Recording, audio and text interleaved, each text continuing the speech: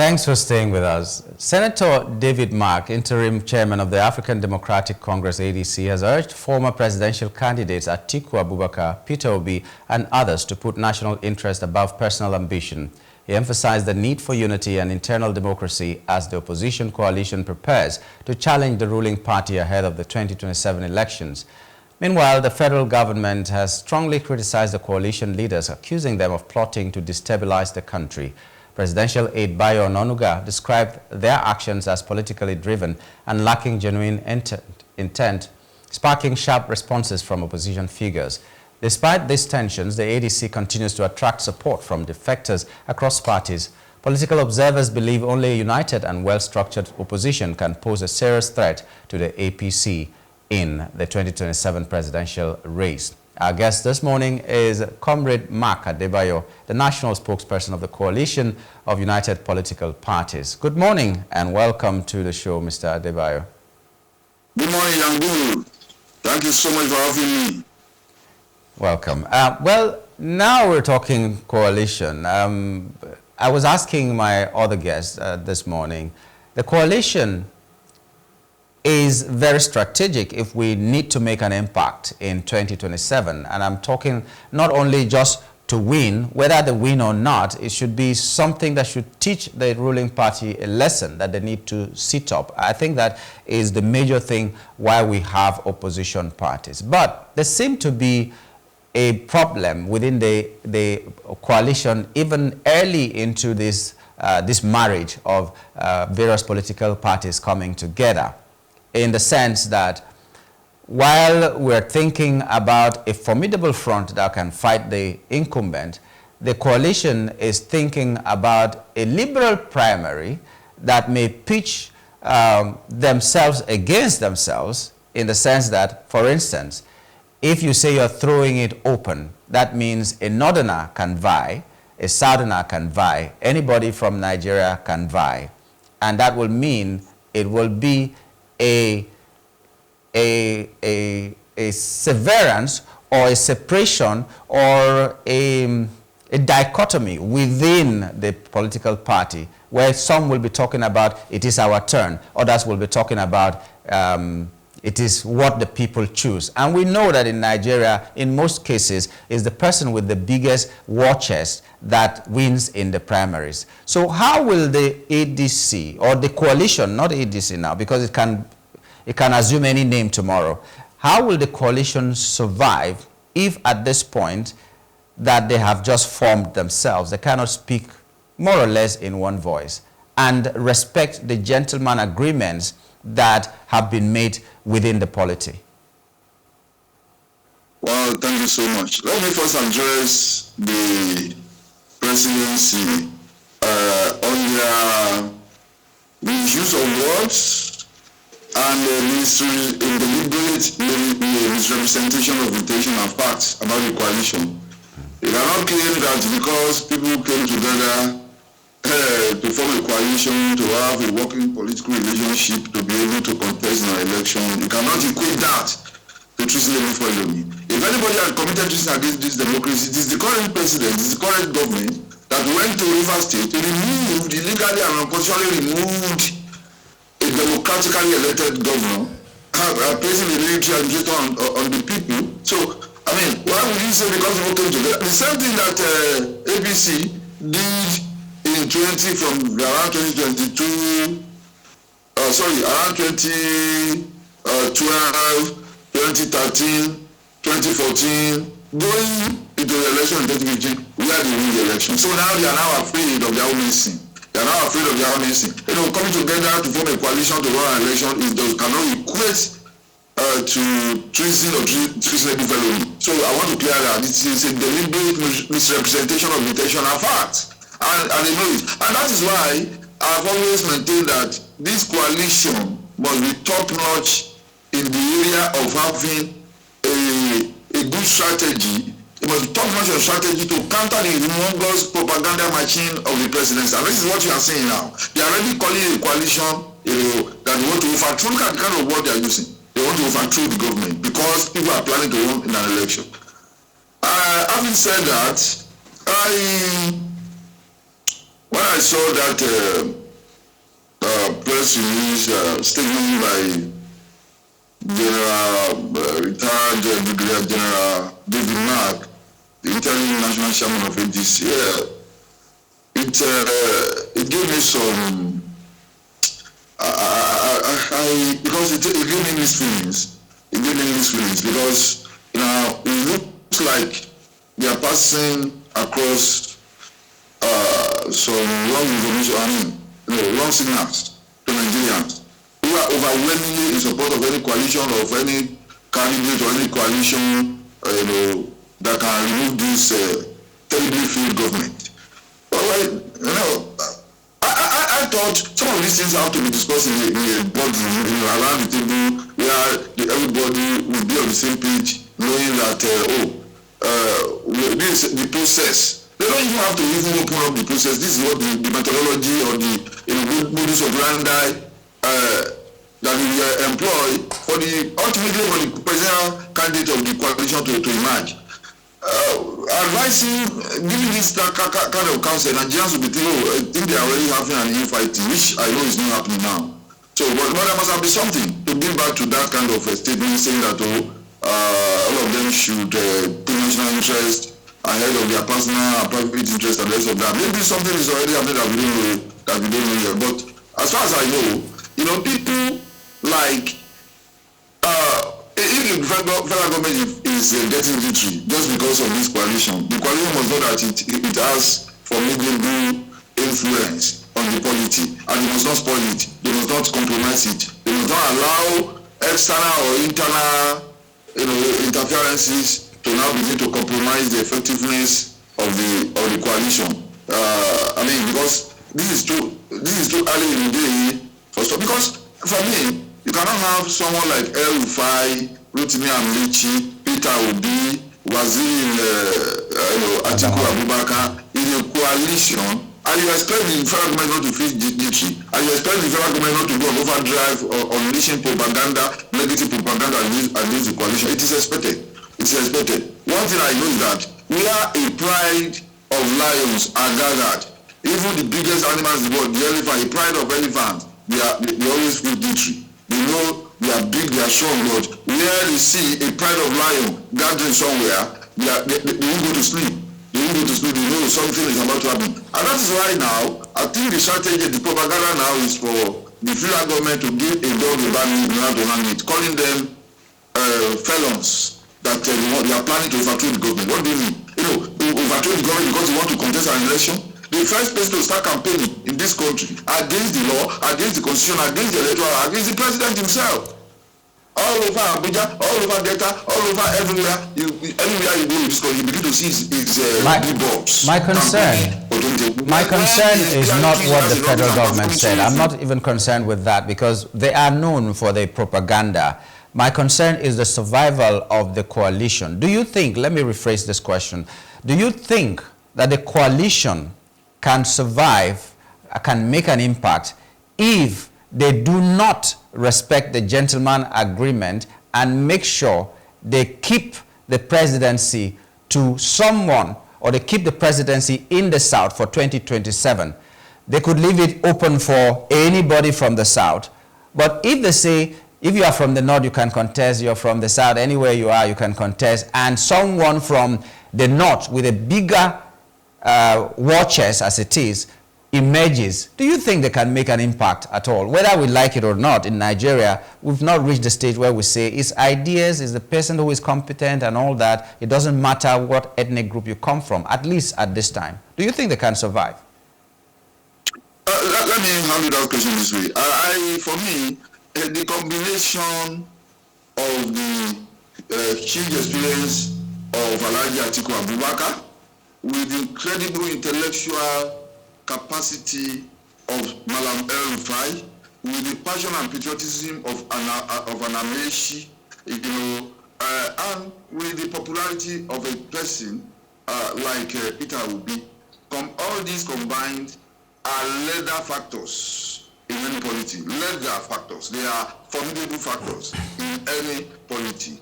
I do not believe these people will sit down and be doing things that if they don't know what to do about. I am sure that you cannot expect them to do anything that is unreasonable. You cannot expect them to do anything that is unpopular. You cannot expect them to do anything that is amiss. I am sure with the combination of these factors, of these four gentlemen coming together to form a coalition,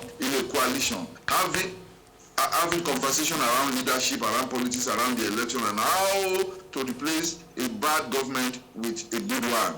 I have a strong faith in the fact that they'll be able to come out with something reasonable. And by the way, thank God you said, you rephrased it to say coalition, not ADC.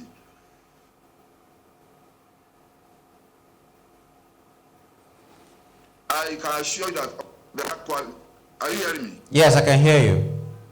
Yeah, other coalitions will still emerge. Other candidates will still emerge from other political parties. So that are going to give this government a run for its money. That is for certain. There are aspirants that we know that are trying to come up. We have people all over the place. Adebayo is there. There are incredible.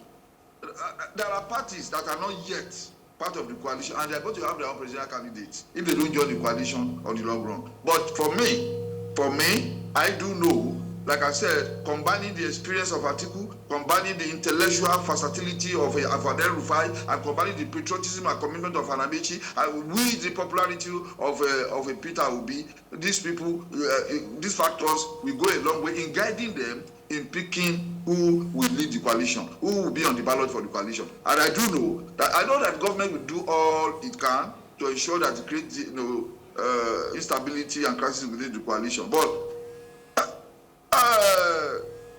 the distinguished Senator David Mark was a general in the army, and I know that he knows what it takes in the real battlefield and in the political minefield that he has found himself. I know he'll be able to know how to meander and maneuver his way and make sure that he guides the process, the ship, in a way that it will get to his destination.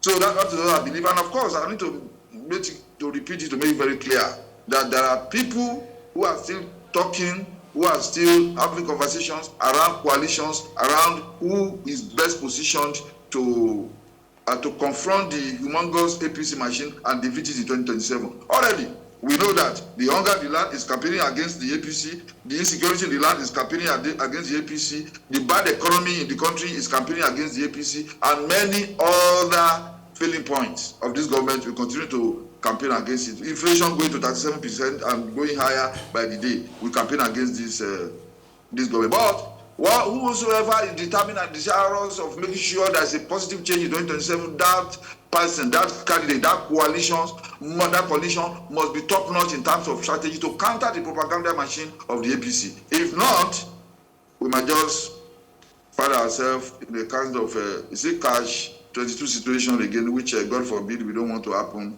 in 2027. We want a redirection for this country. There must be a redirection, because there's a generation of regenerated minds that understand that this is not how a country should be governed, that something better must be done, that irrespective of the misinformation and propaganda of the government, they know that things are not working in this country. This generation will not take fake news for fact. They will interrogate, they will question, they will query whatever you are doing and whatever you are saying. They will fact check you on every point you are raising. And okay, that is why, Comrade Adebayo, just a moment. Are you saying this generation did not exist in 2019, for instance?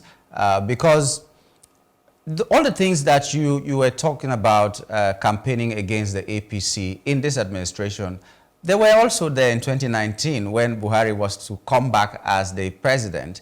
And everything campaigned against him, yet he won. So what will be done differently now to make sure that the people with these ideologies, or people that are better informed now, will do the needful, and that needful will translate into having a different kind of trajectory for our country? You know, different government, different ideas, different pursuit of national good. what can we do differently now? What is the coalition bringing to the table that will give the people the idea that something will be done differently? Because campaigning, whatever they're doing now, campaigning against them, was there in 2019, yet the APC still won. So is it that the generation just rose up now and they didn't know what to do in 2019? What's different? Well, no. You see, look, I have said this on several occasions at different fora. I'll repeat it again. 2019, Buhari lost that election to Atiku. Atiku won that election.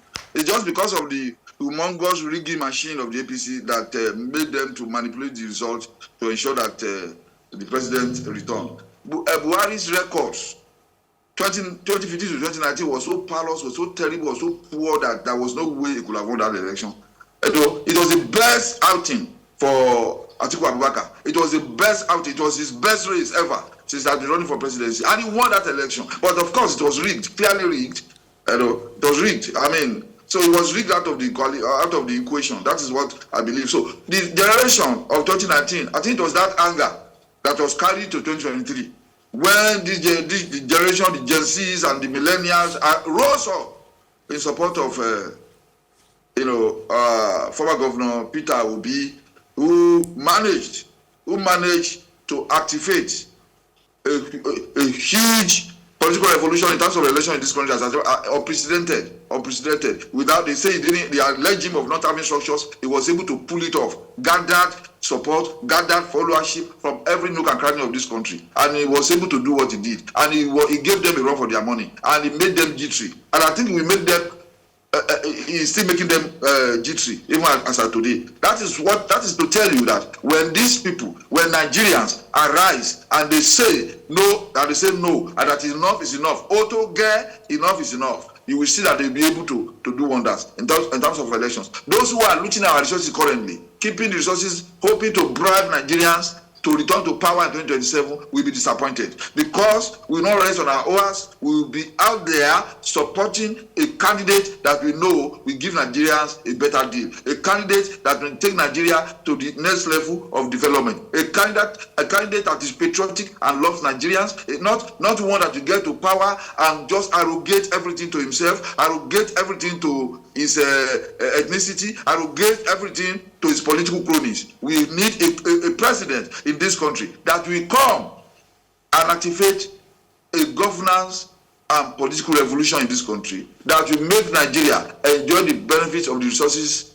that God has bestowed on us. So everybody knows that this country needs a new direction. I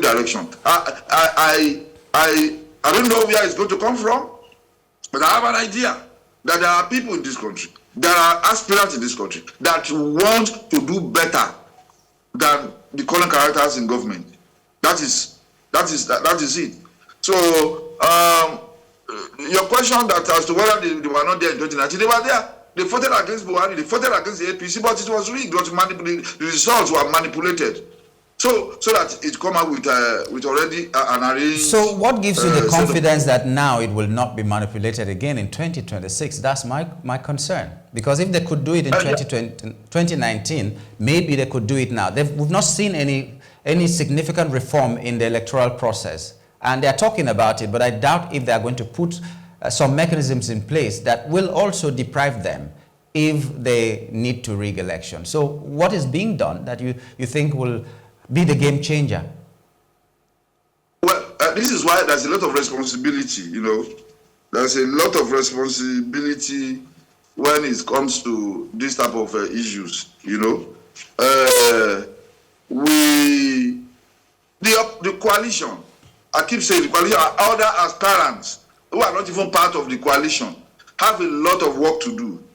They have a lot of work to do in this situation. It is our responsibility as opposition activists to make sure that we watch the political thermometer, with due diligence to ensure that nothing goes wrong. We must also employ technology. You see, Adebayo didn't even just win his governorship contestation in court for nothing, but he deployed technology to make sure that he was able to present to the court to expose all the electoral shenanigans committed by his opponents in that election. He was able to provide pictorial video evidence or the official evidence of rigging elections. He was able to present that real time in the court. So we must be able to be, I keep saying, if this coalition goes to sleep in the area of strategy, it has already lost the election. And anybody, any presidential aspirant now who is hoping to be president of Nigeria come to 2027, if they are still sleeping, if they are not doing what they should be doing, if all they are doing is scratching the face and doing perfunctory activities, and they are not really into it, they are not really making plans, they are not putting structures in place in an aggressive, deliberate, and strategic manner. They are not good. They are not going anywhere. Well, if we must ensure free, fair, and credible election in 2037. This is the time to come together, not just a coalition of politicians. What about civil society? What about other activists? What about other non-governmental actors that we need to bring together to form a family? I've told you on this station before that the biggest and the most formidable coalition will be the coalition of the Nigerian people voting against injustice, voting against bad governance, voting against oppression, suppression, corruption, and hunger and insecurity in the land. That is the biggest coalition. And this is the constituency that must be mobilized by a sensible aspirant, to support that aspirant in 2027. Well, no matter how sensible the aspirant might be, if he has no backing of the people who are supposed to back him, he will not have it. That's how Buhari was sold to us. It was not Buhari himself. Buhari was sold to us. Buhari was sold to us, Tinubu was sold to us and all that. But the greatest problem of anything in life is problems from within. And like even the good book says, it's not what comes into your body that defiles you, it's what comes out of it. It means that we will also be planning for fifth columnists. And the weakest link in the coalition that can bring fifth columnists will be disgruntled people of the already existing ADC. Like we had the previous presidential aspirant complaining that the party had been hijacked and it will not work and all that. Maybe the national executives of the party, some of them will be disgruntled and they can be bought over. I hope the coalition is doing something to make sure this cohesion stays the way it is and nobody feels hijacked, nobody feels deprived, nobody feels that their birthright has been taken by people who are newbies into the party. I hope you're addressing that as well, because no matter how flowery it might be, if these things are not addressed, then the foundation will shake. I just hope that you're addressing that very shortly. You see, Nyangyl, all variables have been addressed. I will personally be disappointed if the coalition leaders didn't see all this coming, didn't see all these issues and challenges. And if they have not done anything, if they are not prepared to address it in a robust, productive, and strategic manner, I will be highly disappointed. But I can assure you, I've told you, these people coming together, the combination of these people is so formidable that I do not believe they will leave anything to chance. I'm sure all these variables have been addressed, all these issues, all these challenges are being taken care of. And it's not everything you run on the pages of newspaper or TV. So they are doing a lot of things. The little I know about someone like Malamel Rufai, Atiku, Amechi, Obi, and Co. These are relentless workers. These are people who are highly hardworking. I've given you some of the qualities that each of them possesses just when I was speaking the other time. Yeah. So you don't expect all these people together and led by someone like David Mark and expect them that they have not taken into consideration all these variables and not doing anything about it. I'm sure that will be it's going to be a judge, there'll be some kind of round table to be able to address all the complaints and all the issues that are happening within the party. I am sure that will be taken care of. Okay. Well, thank you very much, Comrade Adebayo, for coming on the show this morning. I wish the coalition luck. I hope that we can get more voices from the coalition come talk to us and address some of the issues that we have. But you've always been helpful and giving us the right information. Thank you so much for your time this morning. I can assure you, if you invite any of them, they will come over, including even the interim national chairman or any of the presidential aspirants. They will come. So I will hold you to that so that we can pass through you. Thank you very much. We've been talking with Comrade Mark Adebayo, the national spokesperson, the Coalition of United Political Parties, and we're looking at what the federal government is saying about the coalition and what may be happening within the coalition. We'll take a short break now. The UK to issue digital e-visas to Nigerians will be our next topic. Stay with us.